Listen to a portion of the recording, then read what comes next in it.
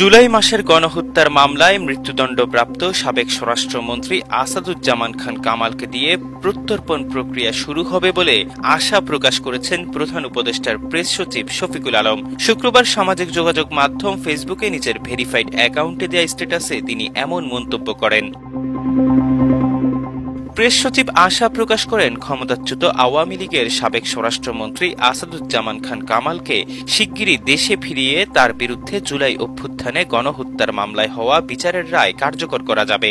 শফিকুল আলম জানিয়েছেন, জুলাই মাসের গণহত্যার মামলায় দণ্ডিত হওয়ার পর শেখ হাসিনার প্রত্যর্পণের বিষয়ে বাংলাদেশের অনুরোধ খতিয়ে দেখছে ভারত। তবে সেই প্রত্যর্পণের শুরুটা হবে সাবেক স্বরাষ্ট্রমন্ত্রী সাজাপ্রাপ্ত আসামি আসাদুজ্জামান খান কামালকে দিয়ে। ফেসবুক পোস্টে শফিকুল আলম লিখেছেন, শেখ হাসিনা, আসাদুজ্জামান খান কামাল এবং জুলাই গণহত্যায় অভিযুক্ত বাংলাদেশ আওয়ামী লীগ নেতৃত্বকে বাংলাদেশের বিচার ব্যবস্থার মুখোমুখি করা হবে বলে আমি গভীরভাবে বিশ্বাস করি। ভারত ইতোমধ্যেই জানিয়েছে, জুলাই গণহত্যার মামলায় সাজাপ্রাপ্ত হাসিনাকে প্রত্যর্পণের জন্য তারা আমাদের অনুরোধ খতিয়ে দেখছে।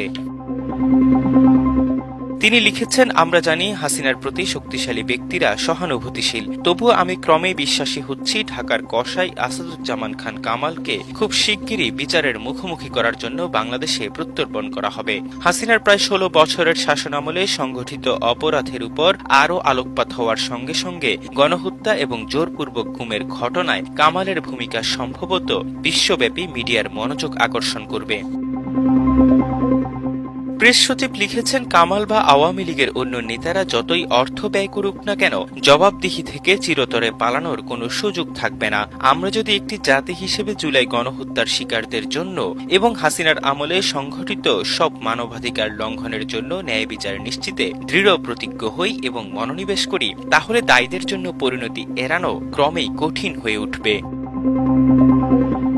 সবশেষে তিনি লিখেছেন, এটা কামালকে দিয়ে শুরু হবে এবং তারপর জুলাই অভ্যুত্থানে গণহত্যার দায়ে সম্প্রতি শেখ হাসিনা ও আসাদুজ্জামান খান কামালকে মৃত্যুদণ্ড দিয়েছেন আন্তর্জাতিক অপরাধ ট্রাইব্যুনাল। একই মামলায় পুলিশের সাবেক আইজিপি চৌধুরী আবদুল্লাহ আল মামুনকে রাজসাক্ষী হওয়ায় ৫ বছরের কারাদণ্ড দেয়া হয়েছে। জুলাই গণ অভ্যুত্থান দমনে শেখ হাসিনা ছিলেন সুপ্রিম কমান্ডে। তার সরাসরি নির্দেশে গুলি চালিয়ে হত্যা করা হয় আন্দোলনরত ছাত্র জনতাকে। আর এই ঘৃণ্য কাজে তার সহযোগী হিসেবে নাম এসেছে তার সরকারের স্বরাষ্ট্রমন্ত্রী আসাদুজ্জামান খান কামাল, দরবেশ খ্যাত সালমান এফ রহমান এবং সাবেক তথ্যমন্ত্রী হাসানুল হক ইনু। তবে আমার দেশের হাতে সম্প্রতি আসা বেশ কয়েকটি ফোনালাপে জানা গেছে, ওই আন্দোলন দমনে আনিসুল হকের ভূমিকাও কম ছিল না। ওই সময় আটক ৬ ছাত্রনেতার মুক্তি নিয়েও তৎপর ছিলেন তিনি।